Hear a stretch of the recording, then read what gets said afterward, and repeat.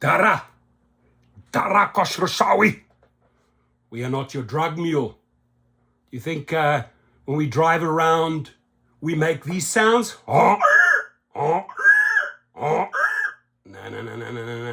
We're not your mule, buddy. We are not your mule. Check this out. Life for many of us, they are used to transport everything from people to packages around town. But one Uber driver reached out to the News 4i team after he picked up something he never expected. As investigative reporter Tracy Wilkins reports, Drug the mules. driver thinks more needs to be done to keep other drivers and you safe on the road.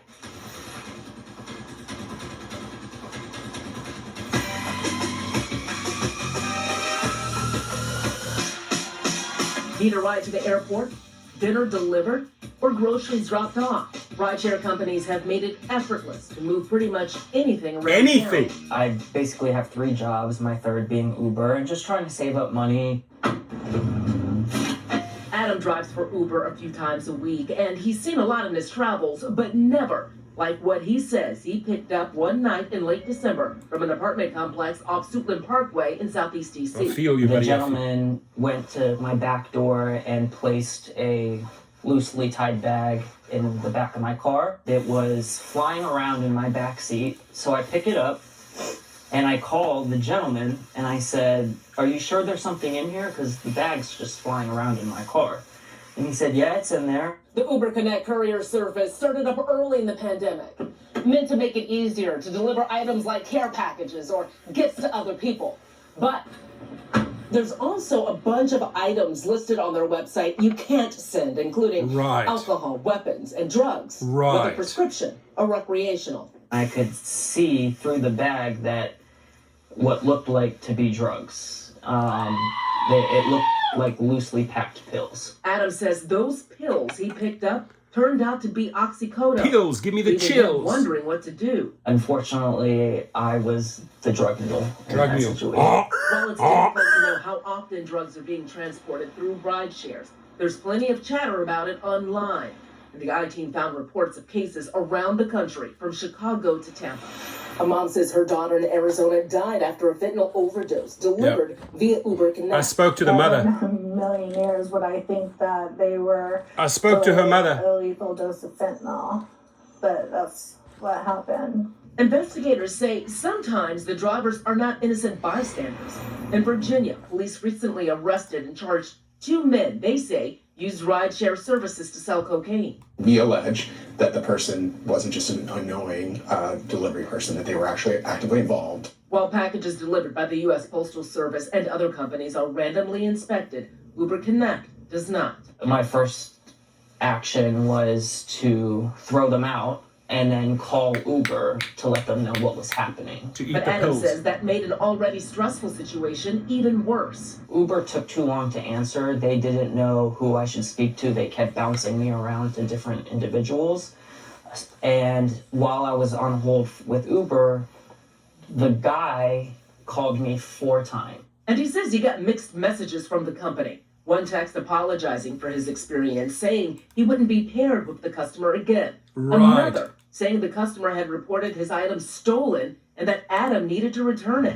When the I-Team reached out to Uber, a spokesperson said, "We are committed to the safety of Uber drivers and delivery people. Using Uber for illegal activity is expressly prohibited and may result in losing access to the platform." Uber said drivers can decline a request to pick up or cancel a delivery if they feel unsafe, and that it How won't you count supposed to against them, fucking know, and man? should call police if they find drugs in the car. It's the old mantra of like, see something, say something. If something strikes you as being off or suspicious, you can alert law enforcement. Adam did call the police too, but since he had dumped the drugs, he said they didn't take a report. Going forward, he's changing course. I just drive people. I don't do the package thing anymore. Keeping his eyes on the road instead of what might be in the package next to him. Tracy Wilkins, News 4i. That's it, Dara. That's it, David. We're not the fucking donkeys. We're not the mules, right? I mean, we are already hamsters, right? Spinning in the wheel, doing your trips. Why do you want to be like a hamster and a fucking mule? Seriously. I mean, my personal story, maybe 5 times I was a drug mule. Knew exactly what was going on. strip club to strip club to strip club to strip club in a black SUV Suburban, 5-6, every time big bag dropping. And I'm going to turn around to my friends and say, hey, amigos, what's up? What's inside your bag? You want to share some of that shit with me? Hey, compadre, just drive. Just drive. We go to strip club 1, strip club. No problem. Man, I got a fat cash tip, maybe like $500, right? Yeah, I was used as the mule. But you think I'm dumb? I'm going to fucking speak up against these people? Not going to happen. No bueno, right? So you just do your thing. So, yeah, sure, for the police, it's easy to say, oh, turn them in. Ladies and gentlemen, there's repercussions. Right, and having grown up on the street, having 9 lives, survived all those 9, probably 12 lives by now, right? Survived all of those. I'll rather use the street tactics. Those guys control the show. Unfortunately, you put in this situation, right? You think Uber's going to do nothing? They might even deactivate you. The cops, well, you're putting yourself into a big problem here. Second scenario, 10, 11, maybe 12 cop cars. Pulled out, guns drawn. They wanted the guy in the front. Guns, machete, bags with amphetamines, supposed to go down to Anaheim. I covered for the big boys, like big time. Stopped the apps, didn't share the information with the police. I'm not stupid. I'm not going to end up 6 feet under the ground. I covered for a couple of big gangbangers. And still around, still alive. What was one of the other funny stories? Oh, Hollywood Hills. Actually drove up and down to a private party in the Hollywood Hills a few times. Actually had the Batman actor, what is his name, Bates, with a couple of girls. Took them down to Beverly Hills. Shot back up. Picked up 2 Yugoslavian, as I found out, big drug dealers. Completely fucking out of it. Raging on coke. Right? And they had this big, nice little fat bag that they left in the car, and they must have sort of kicked it on the way out or opened it as they stepped out. I dropped them off at the Peninsula Hotel. It was just powder everywhere. Like at that moment, like what do? You probably have 70, 80, maybe 100, maybe $200,000 worth of drugs in your car, right? Where did I go? I went and found the closest vacuum cleaner at a car cleaning shop. $1.25, which was 5 quarters later, sucked up all the coke. Who knows? Maybe the garbage guy got lucky and found the white powder. But man, we get put in these situations all day long. How do you deal with that information? Right? You could genuinely see this guy was nervous because he put his face out there. He talked about the story. And if some fucking guy remembers that day and those were my drugs. Oh, there's the guy. Well, he was wearing glasses, so he did like a bit of a semi cover up. But you got to know what you're getting yourself into, my friends. You got to get to know what you are walking into. Not Uber related, but in the early days of moving to LA, I got into a massive fight at McDonald's. Crazy situation. Car in front of me had 5 gangbangers, picked up some people. They came from a baseball game. They had bats in their car. Something went south, or in the food line. These guys weren't served. People at the back were honking. They thought it was me. They jumped out the car with their bats, and I knew it's game on, right? And you got to knock out guys quickly, because I maybe knocked 2 guys out before I had a bat connect me on the side. And then another bat. My face was swollen. There was blood on the ground. McDonald's had called the police. And then, we're sitting around. I identify on the camera, identify the people. And they said, you know what? You may not want to press charges here, because these 2 guys have a very, very, very tainted history. I suggest you don't file charges on those 2. So follow the cops' advice. I didn't, but I ended up suing McDonald's and I made a shitload of money, right? So it was worth getting banged up. You never, ever know, ladies and gentlemen, what you are driving into. I could tell you one thing. Drivers have street smarts. These executives wouldn't survive for 5 seconds in these type of scenarios. So you got to know what you're doing. You got to know how you handle the situation.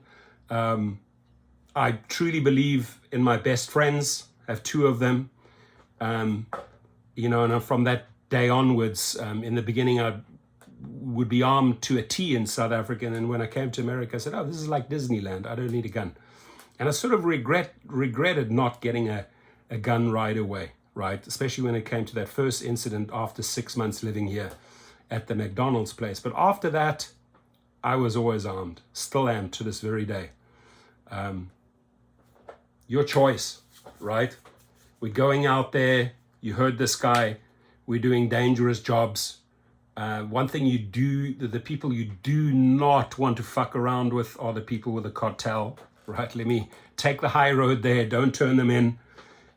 You don't want to pay the price, amigos. Seriously, right? So I'd rather work with them than snitch on them, because they'll get anything and everything on you. So just saying, use your street smarts. Unfortunately, my friends, unfortunately, the companies keep on putting us in those situations again and again and again. On the Uber and Lyft platform, maybe a total of 5 times. It was definitely the mule, right? I should have driven around and just fucking made the donkey noise. Oh, oh, oh. Thank you, Dara. Oh, thank you, David. Oh, at that time was thank you, Travis. But no ways around it. Your comments, your stories, please. I want to hear your stories. I bet you every person out there has a great story, right? Share it. Sharing is caring. Appreciate you all. God bless. Drive safe, please. Be safe. Be alert. 360 all the time, right? Know who's getting into your car, or before they get into your car, leave, right? 911, good luck. This seems to work better. It's helped me in life. But again, it's completely up to you. How you take precautions, how you stay safe. And appreciate this guy telling the story, right? Just putting it in the news again. Must have been very, very difficult. The guy was extremely, extremely nervous. I could tell that just by his voice. He was very, very nervous to tell the story. So I think it's always easy for cops to say, oh, come, just snitch on the people, turn on them and share the information with us. You're not always going to be protected, my friends. These people are not going to protect you 365 days a year. No ways. They'll take your information, they'll act on it, and who knows, maybe the thugs, maybe the cartel members later will act on it. So I don't snitch on these people. I don't. I'm sure, done. I was put in that situation. Wasn't my fault. I'm on the right side of the law. They did their transaction. So shall it be. You move on. Be safe, right? Don't be sorry. Your comments.